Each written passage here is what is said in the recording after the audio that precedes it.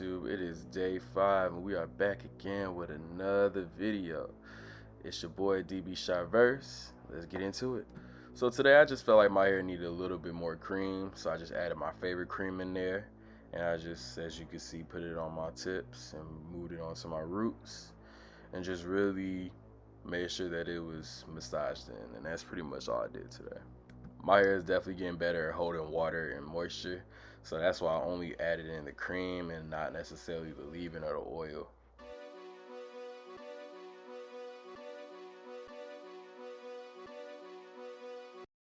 And that's just pretty much it, guys. I pretty much take one more look in it and I'm done.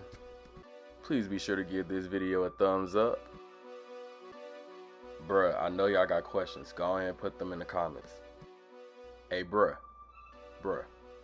you not following the YouTube, what is you doing? You. Let me stop.